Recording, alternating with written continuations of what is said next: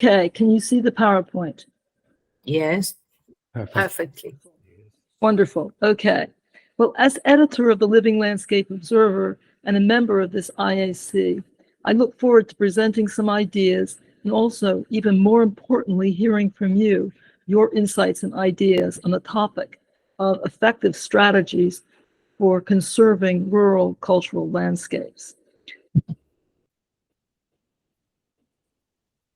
Now, in a recent publication, A Handbook of Cultural Landscapes, Routledge 2023, the volume's editors, Steve Brown and Carrie Dutchess, offer a series of excellent essays on the concept and origin of the cultural landscape idea and the field's relevance to the world today. In particular, they focused on the landscape heritage as one that is based on process. Nowhere is it more visible than in the dynamic nature of rural and working landscapes. This approach calls for a management strategy that both values persistence as well as change, and a management framework that supports appropriate community governance, traditional practices, supportive policies, and regulations. And these are all steps towards creating a resilience-based stewardship, or as the author says, more of a change management philosophy. Now, as we will see, the significance of rural and traditional working landscapes are recognized by a number of different international designation programs, such as the World Heritage, globally important agricultural heritage systems, and the biosphere reserves. But how do these designations actually work in practice? So let's take a look. Since 1992, World Heritage programs have recognized cultural landscapes as an important category of sites of outstanding universal value, sites that combine the work of nature and man, a definition which I'm sure all of you are very well acquainted. And the World Heritage Cultural Landscapes goes on to define a series of categories of landscapes, which of course include rural landscapes in their definition. Now, to take a working example of a cultural landscape, the English Lake District National Park is a wonderful example of the combined work of nature and human activity. A landscape of mountains and lakes, a region of valleys carved by glaciers, and then shaped by centuries of agro-pastoral land use, which is active to this day. It's a landscape that has been celebrated in painting, drawing, and words, and it has also inspired an awareness of the importance of beautiful places and triggered early conservation efforts. Clearly a landscape of outstanding universal value. But it was the park's request in 1986 and again in 1987 to be inscribed as a World Heritage Site that set off an active discussion resulting in the cultural landscape category.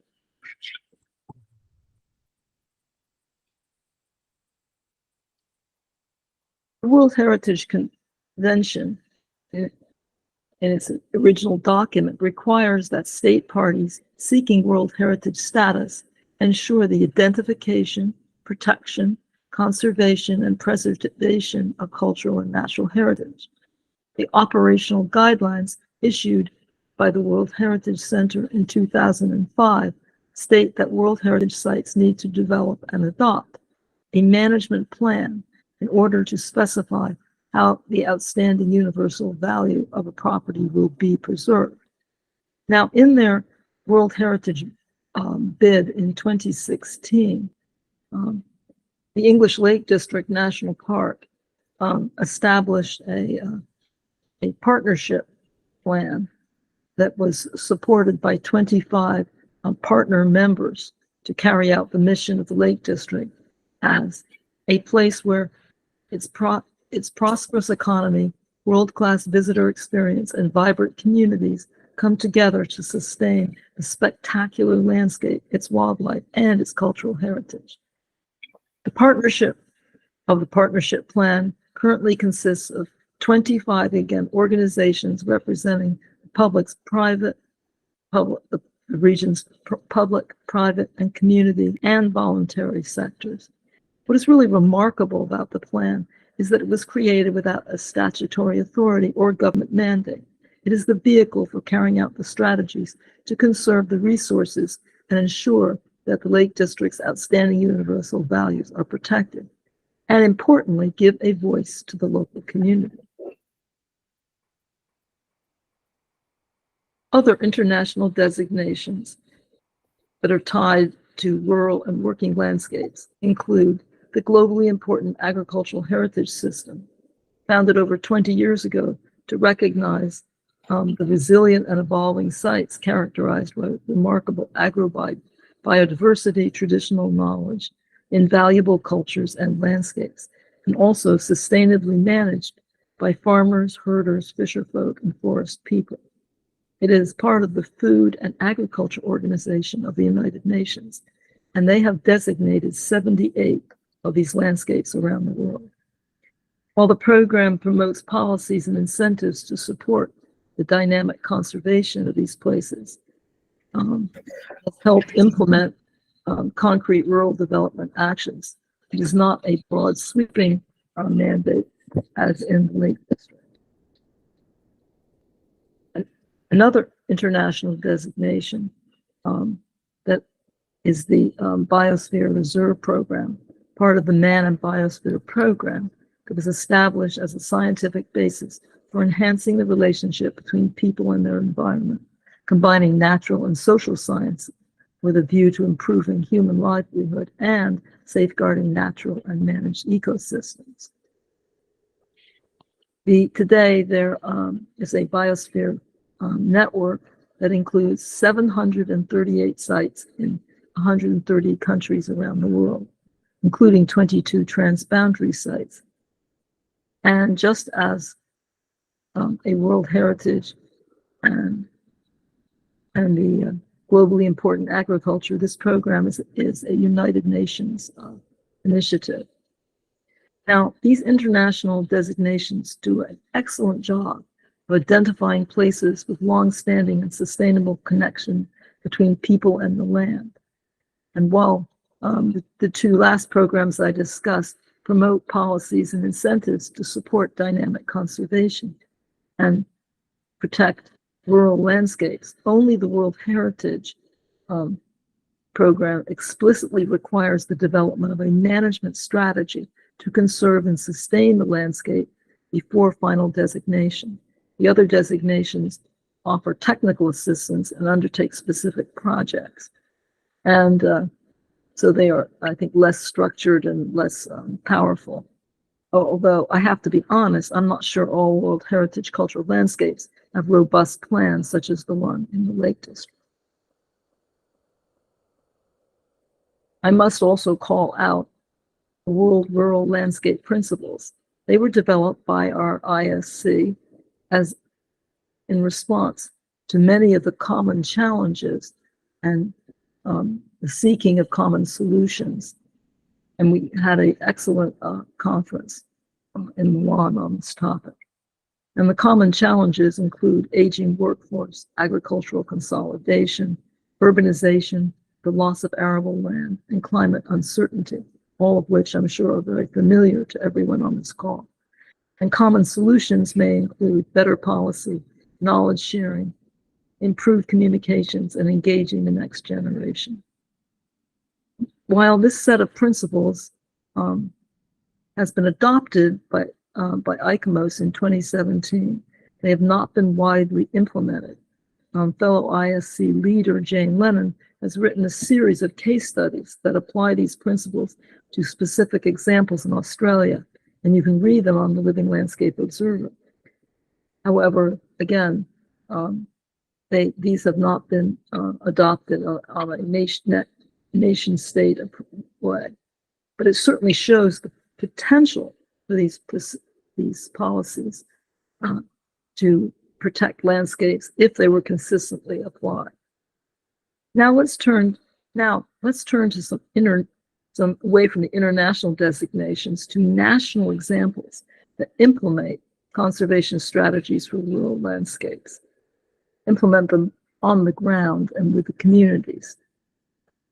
The first program I am very well familiar with, the first U.S. National Heritage Area, was established almost 40 years ago, and today has grown to almost 60 congressionally designated areas, built on the nationally important cultural and natural resources of the region. The heritage areas knit together by storytelling, multiple partnerships, and are incentivized by the National Park Service brand and some operational funding and limited grant assistance. And most noteworthy, they are all locally managed using a locally developed management plan. It is no wonder that they are extremely popular, and evaluations undertaken by the National Park Service have demonstrated the idea is successful and that the areas are supported by the communities. They also have an alliance of national heritage areas. This was formed to show leadership for all the areas, and it was their hard work that pushed our U.S. Congress to officially pass legislation to acknowledge that national heritage areas are part of the national park system. Many of these areas include large swaths of lived-in and rural landscapes. A most representative example is the silos and smokestacks, a national heritage area in the state of Iowa, the U.S. heartland, and a place where I just went to a large family reunion. As in many agriculturally based economies, the region was buffeted by fluctuations in climate, the national economy, and world markets. By the end of the 20th century, it also faced other difficulties. The other difficulties that we all recognize: farming populations aging, prime agricultural land falling out of production, and farm consolidation that changes the appearance of the landscape and really threatens community vitality. More positively, the region still had a strong tradition of family farming and was known for its work ethic and traditional values. Now, like all national heritage areas, the region had a mandate to prepare a management plan with extensive public input, and then to go on and create a locally based governing entity. And this all had to be done before you could receive substantial federal dollars or support.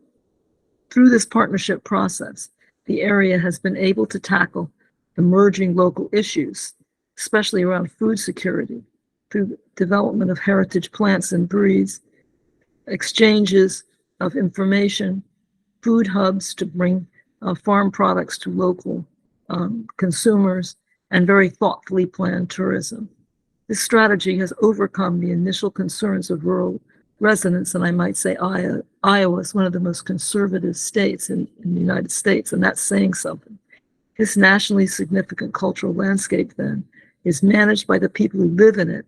And when I was out there, I recognized that they had just celebrated their 25th anniversary. These two programs in England and France are some of the most innovative approaches to rural landscape conservation.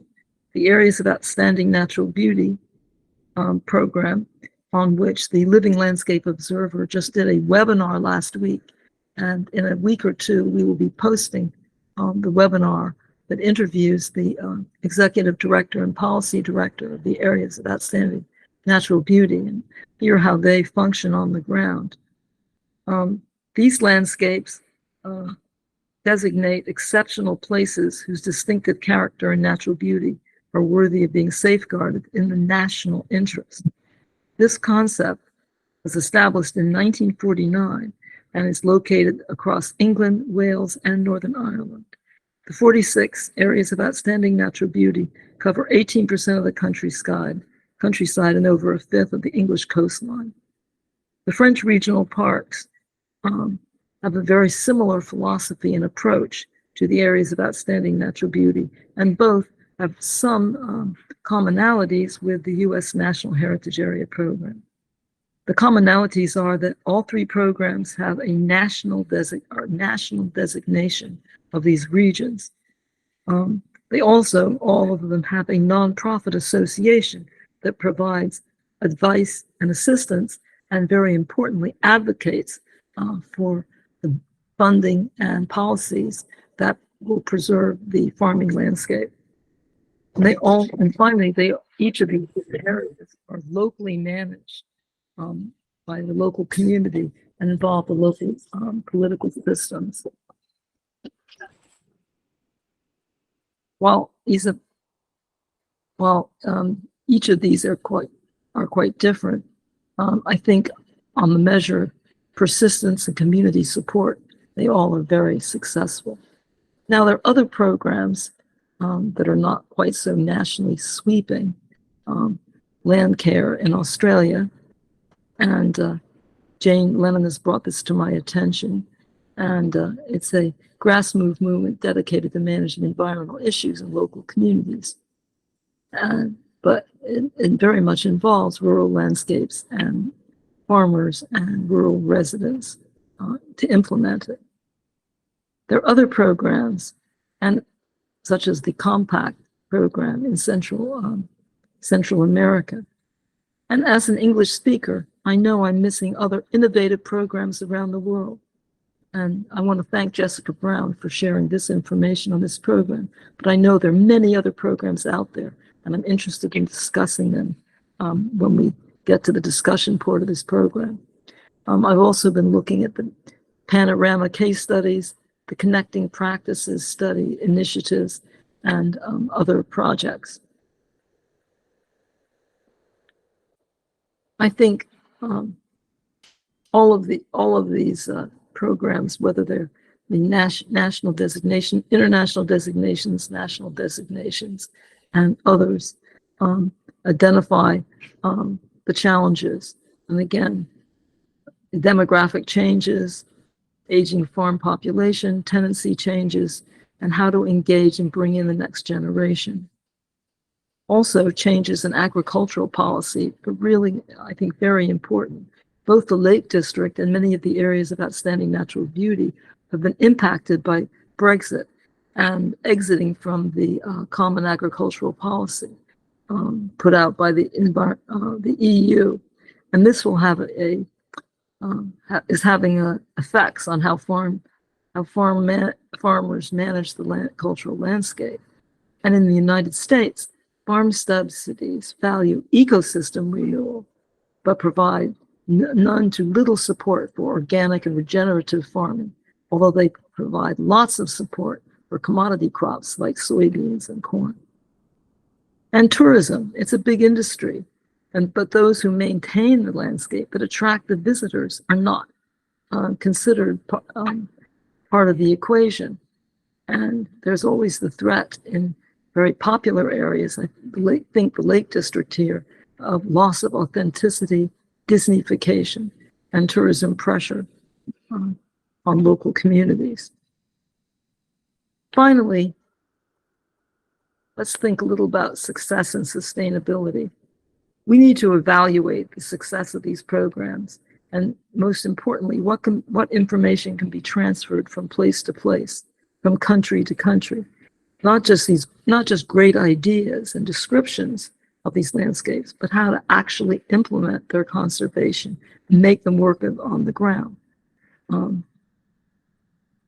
Focused on such principles as engaging the community, meeting local needs with local leadership and local governance models, looking at the economic development and social cohesion needs of communities, gaining national support for better policies for cultural landscapes and agricultural management, and finally, developing management plans or partnership plans, as Liz suggested, for the landscapes. In conclusion, it's very interesting. I've been doing some recent research on the origins of the U.S. National Heritage Areas, and that research showed that many of the National Park Service staff went to England to study their national park system, as well as the areas of outstanding natural beauty. And this influenced the creation of the national heritage areas. More recently, the National Heritage Areas initiated a partnership with the French regional parks to exchange information and case studies. Now, none of this is easy because on-the-ground partners are very busy, managing their landscapes, raising money, and many other activities, things in some ways that are sort of at the international level where we don't have quite the same stresses. But it seems to me that looking at these local and state-managed efforts would be a very worthy use of our ISC's time. So, in conclusion, both nature and culture are entangled, as Steve Brown has expressed, and particularly so in rural landscapes. However, the importance of cultural heritage in these landscapes is not always appreciated. And I see this in particular from my nature conservation partners because I work very closely with many of them. And as I said at the beginning, these working landscapes, traditional practices can make a significant contribution to the landscape's resilience, sustainability, and ecological diversity, and of course, combating climate change. The designations touched on this presentation are just touched on, but they recognize the significance of rural cultural landscapes and look at the historic values, traditional community and indigenous values, associative and spiritual values, and aesthetic and scenic values, and how this cultural dimension enriches the lives of people and engages them in conserving what they care about. So I look forward to hearing from all of you. How can we share these on the program best practices? How can we communicate this to the people on the ground doing the hard work? And how can we balance the recognition of outstanding universal value and other heritage designations with the dynamic change that is so necessary? Of course, I can't conclude this session without inviting any of you who are coming to Sydney to the ICOMOS General Assembly to join Jane Lennon and I. Will be presenting a session on September 5th titled Implementing Culture and Nature Conservation Practices in Rural Landscapes. And some of the discussions from this presentation, I'm sure, will find their way into that panel. We hope if you can attend, you'll join us. And finally, as the editor of the Living Landscape Observer, which is a totally volunteer effort of myself and my partner, Eleanor Mahoney, I do invite you to go to the website and join up. We send out about 6 to 7 newsletters a year, and we hold 2 to 3 webinars with key thinkers in the area. And as I said before, our most recent webinar on the areas of outstanding natural beauty was really excellent and will be posted for anyone who joins the Living Landscape Observer shortly. So now I would just like to invite all of you to join the discussion. And thank you very much.